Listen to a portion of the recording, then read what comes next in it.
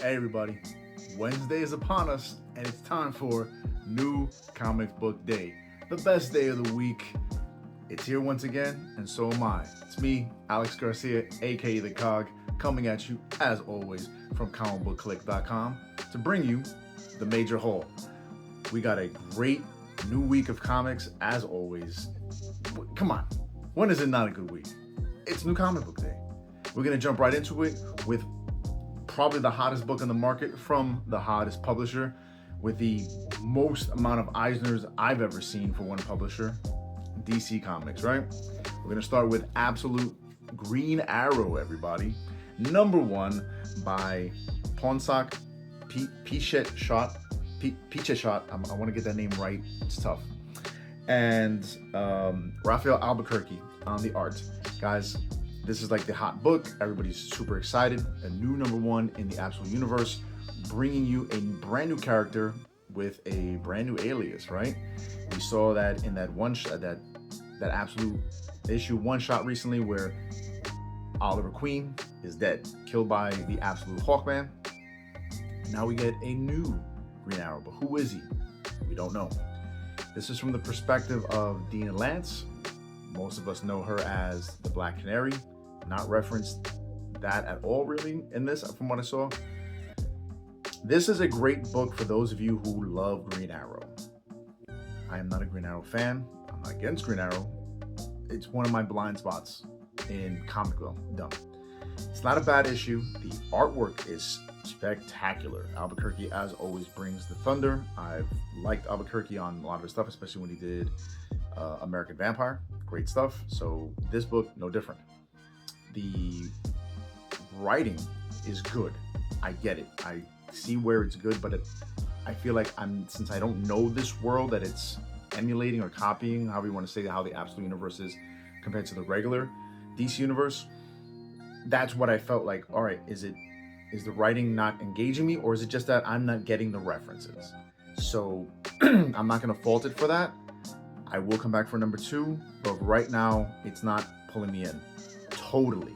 I feel like if once I talk to someone about this, and they're going to tell me, oh, you didn't get this reference, I'm going to say, oh, okay, I got that, I get that. Because there's a lot, I feel like there's a lot of that. But the action is great. The mystery is intriguing. I do want to find out who's behind this mask and who's doing these absolutely brutal kills of these billionaires, right? Because that is the story here, is that this Green Arrow is getting vengeance for what happened to Oliver Queen. He's going around killing billionaires that in some way, shape, or form must be tied to that cabal that exists in the Absolute universe. So I think a lot of us have a taste for that, right? That whole eat the rich kind of mentality right now. I don't blame you. So with that regard, this is a hot book to pick up, interesting book to talk about, so let me know what you guys thought and let me know what I missed, like all these little references, because lots of characters are talked about and I'm just like, I think I know that one, definitely don't know that one. Let's keep it going. But Absolute Universe, still the hottest universe on the market, so don't miss it. But the book that I am super excited, and nothing really happened in this book except for tons of action. We got Deathstroke the Terminator, number 3, Tony Fleeks, and Carmine Di Giandomenico. That's these Italian names, man. You gotta love them. This book continues to just heat up, and in this book we get, as I said, the spoiler from number 2, we get Deadshot showing up and Death Blow. These Wildstorm characters are now starting to show up in the all-in DC universe. So cool. Deathstroke, his handler has been killed, all his money has been taken away, and in this we see how that might have come about, because it seemed like Deathstroke pissed off a bunch of people and they're out to get him because of it. Shocker, right? But it's done so well. The action sequences are so good. There's lots of that, fighting banter, great stuff, and the best part is how it ends. I'm not going to tell you the cliffhanger. It's a great cliffhanger, and we already covered the solicitation for number 4 because it was one of my picks for next month. Stand by for that. Number 4 has an inclusion of a character that I'm excited for. Check it out. Check out the first 3 issues of Deathstroke the Terminator. What timeline are we at? If you would have asked me 10 years ago, hey man, you're going to be a Deathstroke the Terminator fan, and I'm like, lies. Here we are. Check it out.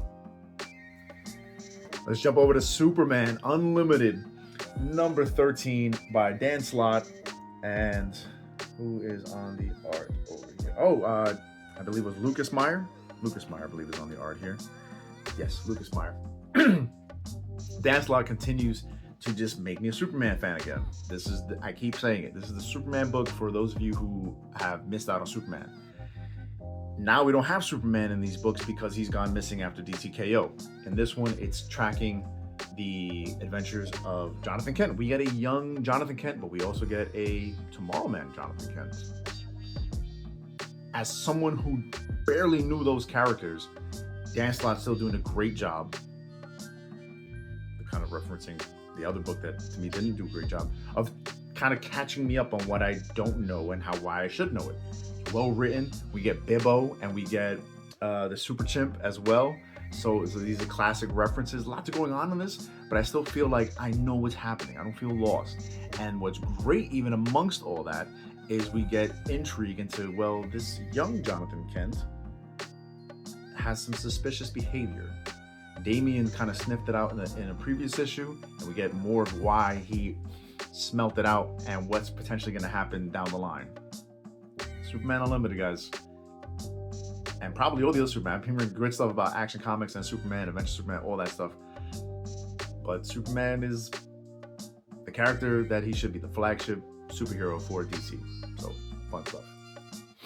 Let's check out Image, where we got that Energon universe, right? G.I. Joe, number 22, Joshua Williamson, Andrea Milana on the art. I believe she was the guest artist previously. I think she did the previous couple issues. We had the Dreadnought War, then we had a couple one-shots or one one-shot. I know we had a great homage to that silent issue, and this picks up that thread. I'm proud of my man Cobra Commander, right? He is the villain we always wanted him to be from back in the day, and in this issue, he officially seems to be getting booed up. I like seeing him with somebody, and it's not the Baroness, because in this universe, the Baroness is with G.I. Joe. So much fun things happening. In this, we get the introduction of Crystal Ball, the mystical character from Cobra, dealing with G.I. Joe and how he's using the Energon to do mystical, horrific things in this issue. We also get fun Baroness action along with the character of Risk, who is brand new to this Energon universe, not from any G.I. Joe universe before. So Josh Williamson killing it on this book, killing it on Iron Man, and it just rolls along. I want to see where this concludes, and I want to see where all this Energon universe will tie together. Another don't miss Energon universe book. But we got a new book too. We got Odin, number 1, by everybody's favorite James Tynion IV, as well as Marguerite Bennett. And I want to get this. This is another one of those Italian names. Letizia Canonici on the art, or Canonici. Gotta look it up. So many names to remember. This book was one of our writing team members who writes these wonderful reviews. Sawyer, Sawyer, he's also a partner of mine on the major previews. This was one of his picks. He got me intrigued. It looked interesting. The artwork was beautiful and tantalizing. I'll show you some stuff. I don't want to spoil anything, but there's a cool page, right? And it's got me. Sawyer's got me spending more money. Thanks, Sawyer. But I really dig this issue. It's a group of neo-Nazis with this one person who's undercover for the CIA or the FBI. I forget which organization. And they're trying to summon Odin to make them better neo-Nazis. This is horror that I think is, I don't know if it's intentionally or unintentionally comedic, because it's just my perspective on it. I don't mind when bad people have horrific things happen to them. And in this issue, they're trying to summon Odin. They're trying to summon the powers from the Norse gods, and it just does not go their way. Certain things happen that I think is supposed to be really horrific, but for me it's comedic. But I can understand why somebody would just go, oh my God, it's terrible. And I just kind of laugh like, yes, you deserve that. So that'll be an interesting conversation if I ever get to have with Marguerite and James about this book. But I'm looking forward to issue number 2. The art, just the cover alone pops. The artwork inside is great, and the conversations, the way everything unfolds, is very intriguing, and I cannot wait for issue number 2. Cool stuff. Another number 1, Of the Earth by Chris Condon and Charlie Adler. Chris Condon he's doing a bunch of great work over at Marvel right now with, that I felt was pretty good, Ultimate Wolverine. He's also tackling another book we're going to talk about in a second, of Texas Blood. And Charlie Adler from The Walking Dead fame, right? He took over the book after the first arc on Walking Dead and finished the entire book with Robert Kirkman. This is a more grounded, for me, suspenseful, scary horror book, right? With that great, check out that great homage cover to Evil Dead. I really dig it. And this, it's a story of a young girl who's going to visit her grandmother, right? Kind of like a Little Red Riding Hood kind of thing. She drives out to the middle of Texas. It's in the middle of nowhere. Weird stuff is just kind of just bubbling. Things happen. I want to spoil it because it just sets the mood right. And then the issue concludes with just more intrigue. What has happened? I'm not a horror fan. This was a fun horror book, and it's only a miniseries. It's only 6 issues. A short buy-in on it, right? Chris Condon has been making a killing on these short story horror books like News from the Fallout, as well as, help me out with that, guys, the other miniseries. I like it. Check it out. I recommend it. Let's check out Marvel. We're speaking of events. We got Wolverine Weapons of Armageddon number 4, the conclusion to this introductory miniseries into what's going to be Avengers Armageddon, the big event that's going to happen with Marvel, where they're saying it's going to truly change the landscape of Marvel. I really hope it does. Marvel needs it. Marvel needs something big to happen. They are orchestrating this big thing, and I really hope it pops because they need it to happen. This story concludes. We have, the new Captain America, David Colton, from the 9/11 Captain America, teaming up with Wolverine to fight Nuke and to fight, this other weapons program that's programming all this new people to do their thing, and they have an origin box from the remainder from the Ultimate Universe that is in the process of ending. It's a lot going on in this. It concludes. I can totally understand if you're not a Marvel fan, you can look at this and probably think, what the hell's going on? I know I'm a big Marvel fan. This to me shows that Marvel is putting a lot of faith in Chip Zdarsky, right? Because this is written by Chip Zdarsky, drawn by I can't remember the first name, but Luca Maresca. The artwork got a little rushed, I felt, in this issue. Wasn't as clean as previous issues, but the story concludes, to me, in an intriguing way. I can get it. If you're not a Marvel fan, you might go, the hell's going on? That's to come. It sets up where Wolverine's going to be in the event, because it kind of, if you don't know, the covers for Avengers Armageddon have a lot of Avengers and Spider-Man and then Wolverine. So I can understand why they would want to show, hey, this is why Wolverine is involved in this. So I think that's what it's about. It also sets up what David Colton's going to do in this next series, as well as this new weapon character of Tyler, I forget his name.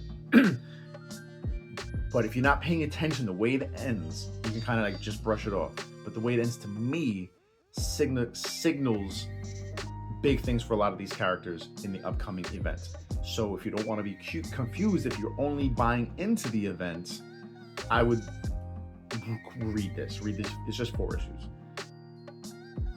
Maybe we'll talk spoilers in the future if you don't want to on the Facebook and our Instagram. If you don't want to buy into it, let me know. I get it. But a book that was genuinely, to me, very good, by Chris Condon, and art by Stefano Caselli, one of my favorite artists at Marvel. We got Reborn Ultimate Impact number 1. This book, a lot of people are saying this is like the apology letter from Marvel for ending the current Ultimate Universe. I can get that.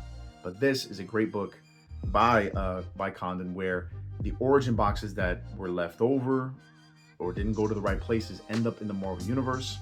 We kind of saw a hint of that at the end of Ultimate Spider-Man Incursion, where Miles went over to the new Ultimate Universe and then comes back.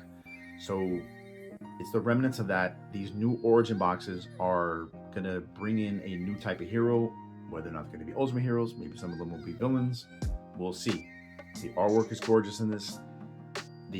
What Miles is dealing with, we even get some fun spot action, which I think is also them prepping us for the next Spider-Verse movie. So I'm really, really digging this issue. Where it's gonna go, let's see how it goes, because it ends with a cliffhanger. Digging it, and we get a lot of negative zone things as well, which I'm also excited about. If you guys are Nihilus fans or Blastar fans, you're gonna see some new stuff in that with regard to that as well. Let's talk about this one. To me, this is gonna be one of the chitter chatter books of this week. Check it out. Another book that's marching its way to a monumental issue. Amazing Spider-Man, number 29, Legacy number 993, seven issues away from 1,000. Excuse me. By Joe Kelly, and we have a guest artist on this one, by Pete Woods. Pete Woods does a great job on this. I knew nothing about Pete Woods going into this. Immediately we get a fun team up with Daredevil, which I think that is letting us know, hey, we got that new Spider-Man movie, Brand New Day, where they're hinting that maybe Daredevil's gonna show up. Cool stuff. I hope it happens. But in this, we're dealing with Peter having to deal with what happened to his friend that had recently helped him get a new job in this new status quo. This friend is dealing with, a lot of people are comparing it to what happens to people in that video game, The Last of Us. That's also a pretty good show. It reminds me of one of the, I think it was a Twilight Zone or a Creepshow movie, where Stephen King plays a character who becomes like a tree or a bush from a meteorite. That's what it reminds me of. In this, though, he is turning into some kind of plant mushroom that can use pheromones to control people, and Pete has to deal with it. I mean, I feel bad, right? Because it's bad enough that Pete has to deal with everything he has to deal with, but now this new friend who he did not screw over, Ben Reilly screwed over while he was pretending to be Pete, has this happen. How this is all going to conclude and what kind of negative emotions this is going to lead to Pete having, I feel bad. But again, though, the thing I love about this run is how well Joe understands Peter, the character of Peter, and the people around him. I really hope we're now on a track to 1,000 to focusing on Peter. Now that we're done with him being in space, we're done with the Death Spiral stuff, let's focus on Peter and Spider-Man and how he makes his world and New York City, and by extension, the rest of the Marvel Universe better. Looking forward to where it's going. A book that I'm not looking forward to a lot much. Here we go with X-Men United number 3, Evel Ewing and Tiago Palma on the art.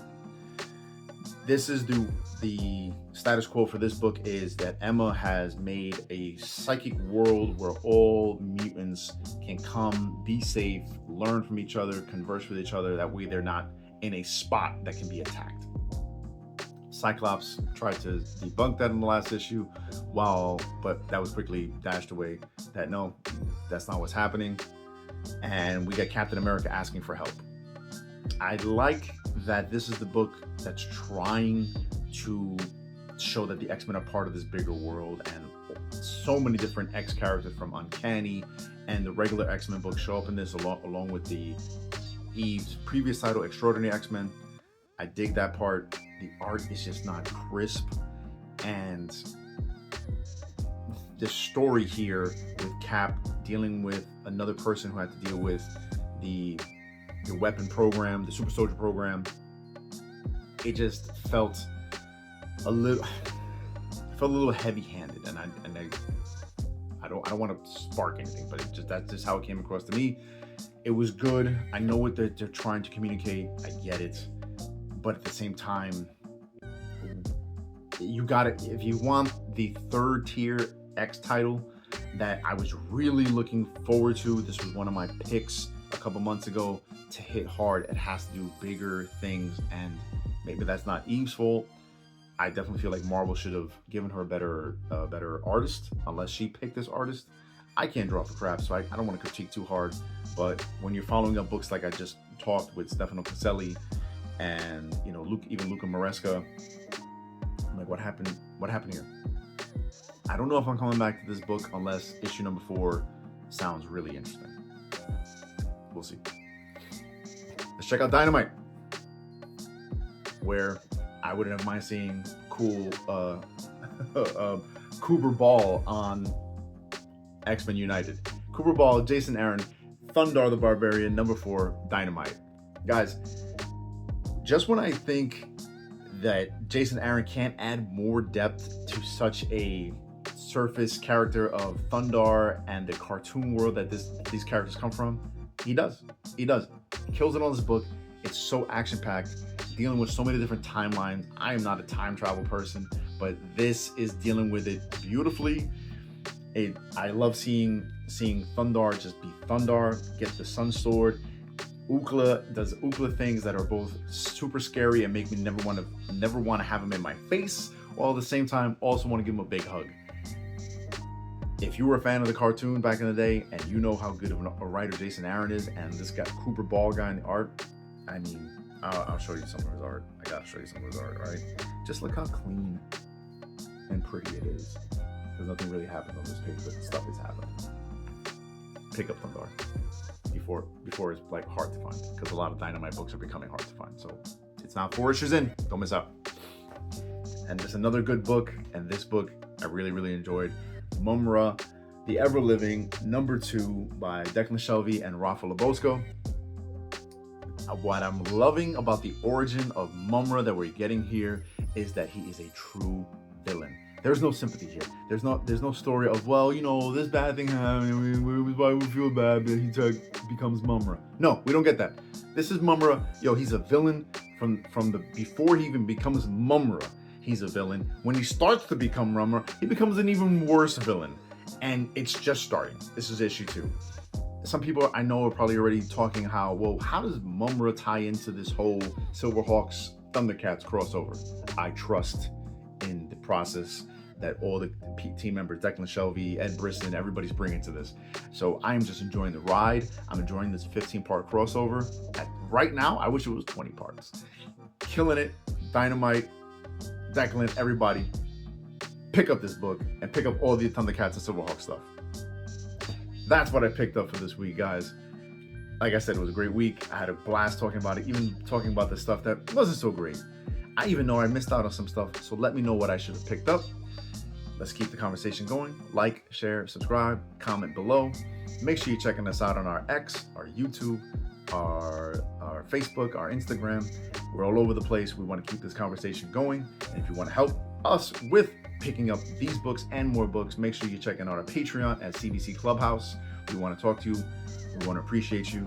And as always, make sure you also hit up the comicbookclique.com, where you can get more in-depth reviews of all these books and more by our fantastic team, who you've also seen help me cover major previews. Don't miss out. Don't miss out, guys. So thank you so much for your time. Always remember, keep print alive and read more comics. Until next time, guys.